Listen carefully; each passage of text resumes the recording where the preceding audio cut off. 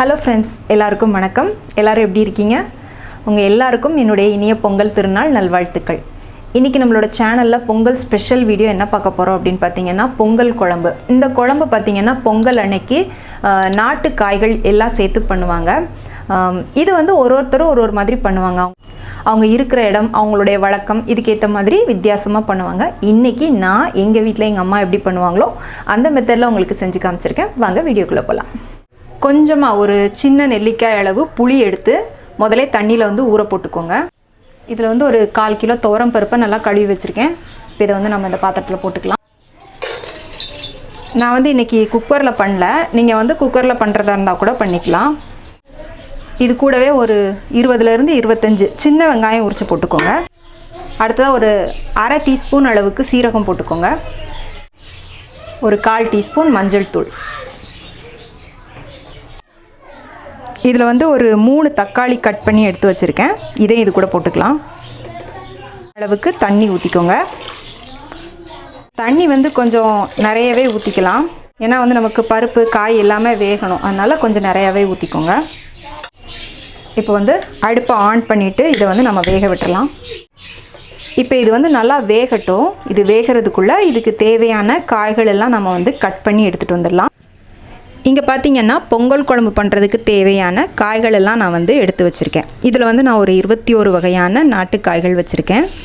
ஒரு சிலர் பார்த்திங்கன்னா பொங்கல் குழம்புக்கு 7 காய்கள் போடுவாங்க. ஒரு சிலர் 11 போடுவாங்க, ஒரு சிலர் 21 போடுவாங்க. நான் வந்து இன்றைக்கி 21 எடுத்து வச்சுருக்கேன். இதில் பார்த்திங்கன்னா இந்த பால் சேமக்கிழங்கு, அப்புறமா வந்து சிறுகிழங்கு, இந்த பிடிக்கிழங்கு, இது எல்லாமே பார்த்திங்கன்னா பொங்கல் டைமில் தான் கிடைக்கும். முடிஞ்ச வரை நாட்டு காய்களாக எடுத்துக்கோங்க. நீங்கள் வந்து இவ்வளோ தான் போடணுன்னு இல்லை, உங்களுக்கு என்ன காய்கள் கிடைக்குதோ அதை கூட நீங்கள் போட்டுக்கலாம். இப்போ வந்து இதை நம்ம கட் பண்ணி கழுவி எடுத்துகிட்டு வந்துடலாம். இப்போ பார்த்திங்கன்னா காய்கள் எல்லாத்தையுமே வந்து நான் கட் பண்ணி எடுத்துட்டேன். எல்லா காயிலையும் கொஞ்சம் கொஞ்சம் தான் நான் வந்து கட் பண்ணி எடுத்து வச்சுருக்கேன். கிட்டத்தட்ட இது வந்து ஒரு 400 கிராம் அளவுக்கு வருது. காயெல்லாம் கொஞ்சம் ஓரளவு பெருசாகவே கட் பண்ணிக்கோங்க.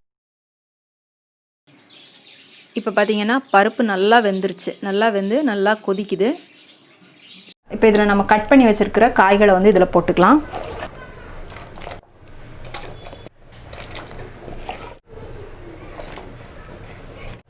இப்போ இது கூடவே நம்ம தேவையான அளவுக்கு உப்பு சேர்த்துக்கலாம். அப்போ தான் வந்து உப்பு காயில் நல்லா பிடிக்கும். கொஞ்சமாக பெருங்காயத்தூளும் சேர்த்துக்கலாம். இது கூடவே தண்ணி கம்மியாக இருக்குது, அதனால் தண்ணி வந்து நம்ம இன்னும் கொஞ்சம் கூட ஊற்றிக்கலாம்.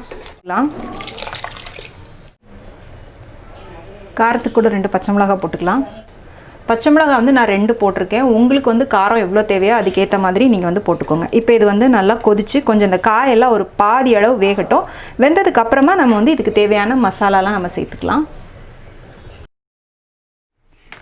இப்போ இதுக்கு தேவையான மசாலா வந்து நம்ம வறுத்துக்கலாம். அதுக்கு வந்து ஒரு 2 டேபிள் ஸ்பூன் அளவுக்கு மல்லி போட்டுக்கோங்க. 1 டீஸ்பூன் வந்து கடலைப்பருப்பு போட்டுக்கோங்க. ஒரு 1/2 டீஸ்பூன் மிளகு, 1/2 டீஸ்பூன் சீரகம்,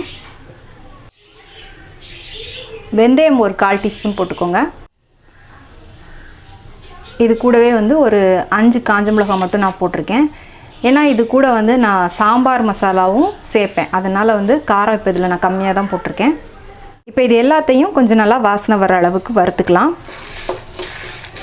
இப்போ இது வந்து நல்லா வறுத்தாச்சு. இதை வந்து நம்ம ஒரு மிக்ஸி ஜாருக்கு மாற்றிட்டு நல்லா பவுட்ரு பண்ணிக்கலாம். இப்போ வறுத்து இதை மிக்ஸி ஜாருக்கு மாற்றியாச்சு. இதை வந்து நல்லா பவுட்ரு பண்ணி எடுத்துக்கலாம். இப்போ பவுட்ரு பண்ணி எடுத்தாச்சு. இது வந்து அப்படியே இருக்கட்டும்.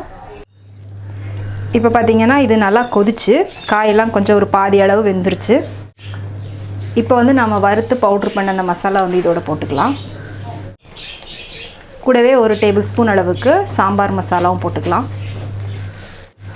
இந்த சாம்பார் மசாலாக்கான ரெசிபி நம்மளோட சேனலில் நான் ஏற்கனவே அப்லோட் பண்ணியிருக்கேன். அதுக்கான லிங்க் வந்து நான் உங்களுக்கு கீழே டிஸ்கிரிப்ஷனில் கொடுக்குறேன், செக் பண்ணிக்கோங்க. போட்டு நல்லா கலந்து விட்டுக்கோங்க. நல்லா நம்ம மசாலாலாம் வறுத்து அரைச்சி இதில் சேர்க்குறதுனால நல்ல ஒரு வாசனையாக இருக்கும். குழம்பு நல்லா ஃப்ரெஷ்ஷான ஒரு வாசனையாக இருக்கும், சூப்பராக இருக்கும்.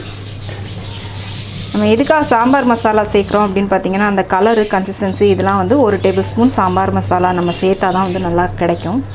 இப்போ வந்து காயெல்லாம் நல்லா வெந்துருச்சு. இப்போ பார்த்திங்கன்னா நம்ம ஊற வச்ச புளியை வந்து நான் கரைச்சி எடுத்து வச்சுருக்கேன். இதை வந்து நம்ம இதோட சேர்த்துக்கலாம். ஊற்றும்போது வடிகட்டி ஊற்றிக்கோங்க. புளியை வந்து நீங்கள் முதலே ஊற்றுனீங்க அப்படின்னா சாம்பார் வந்து ஒரு மாதிரி கடுத்த மாதிரி டேஸ்ட் வரும். அதனால் இந்த மாதிரி கடைசியாக ஊற்றிக்கோங்க. புளி சேர்த்துட்டு சும்மா ஒரு 2 நிமிஷம் மட்டும் நல்லா கொதிக்க விட்டுக்கோங்க. இப்போ இதில் வந்து நம்ம தாளித்து ஊற்றிக்கலாம். தாளிக்கிறதுக்கு கடாயில் வந்து கொஞ்சமாக எண்ணெய் ஊற்றிருக்கேன். இப்போ இது கூட வந்து நம்ம கடுகு உளுந்து ஒரு 1/2 டீஸ்பூன் சேர்த்துக்கலாம். கடுகு நல்லா வெடித்ததுக்கப்புறமா ஒரு 6-7 சின்ன வெங்காயத்தை கொஞ்சம் நல்லா மெல்லிஸாக கட் பண்ணி போட்டுக்கோங்க. போட்டு நல்லா வதக்கி விட்டுக்கோங்க. நீங்கள் தாளிக்கும் போது எப்போவுமே வெங்காயம் வந்து நல்லா வதங்கணும். நல்லா கொஞ்சம் ஒரு ஆல்மோஸ்ட் வந்து நல்லா ஒரு கருகுன மாதிரி வதங்கணும். அப்போ வந்து நல்லா டேஸ்ட் இருக்கும். நம்ம வந்து கொஞ்சமாக கருவேப்பிலை சேர்த்துக்கலாம். சும்மா ஒரு 2 இனுக்கு கருவேப்பிலை சேர்த்துக்கலாம்.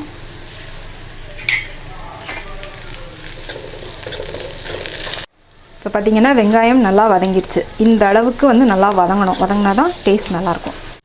இப்போ தாளிச்சாச்சு. இதை வந்து நம்ம சாம்பாரில் ஊற்றிக்கலாம்.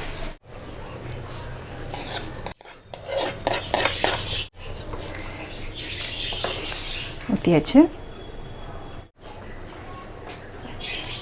இப்போ வந்து இது கூட நம்ம தேங்காய் துருவல் சேர்த்துக்கலாம். தேங்காய் பார்த்திங்கன்னா ஒரு சில்லு அளவுக்கு எடுத்திருக்கேன். அதை வந்து நான் துருவி வச்சுருக்கேன். இப்போ இதை நம்ம போட்டுக்கலாம். தேங்காய் வந்து இந்த மாதிரி நம்ம கடைசியாக தான் சேர்க்கணும். முதலே சேர்க்கக்கூடாது. இறக்குறதுக்கு கொஞ்ச நேரத்துக்கு முன்னால் சேர்த்துட்டு நல்லா கலந்துட்டு இறக்கிடலாம். கடைசியாக கொஞ்சம் மல்லித்தழை தூவிக்கலாம். அவ்வளோதான். நல்லா கம கமன்னு மணக்க மணக்க நம்மளோட பொங்கல் குழம்பு வந்து ரெடி ஆயிடுச்சு. இதில் வந்து நீங்கள் கடைசியாக வேணும்னா கொஞ்சமாக வெல்லம் சேர்த்துக்கலாம். நான் வந்து சேர்க்கலை. இது வந்து நீங்கள் இன்றைக்கி சாப்பிட்றத விட மறுநாள் வச்சு சாப்பிடும்போது இன்னும் டேஸ்ட் வந்து ரொம்ப நல்லாயிருக்கும். கண்டிப்பாக ட்ரை பண்ணி பாருங்கள். இந்த பொங்கல் குழம்பு ரெசிபி உங்களுக்கு பிடிச்சிருந்துச்சு அப்படின்னா மறக்காமல் லைக் பண்ணிவிட்டு உடனே உங்கள் ஃப்ரெண்ட்ஸ் அண்ட் ஃபேமிலிக்கு ஷேர் பண்ணுங்கள். மீண்டும் வேறொரு ரெசிபியோடு சந்திக்கிறேன். நன்றி, வணக்கம்.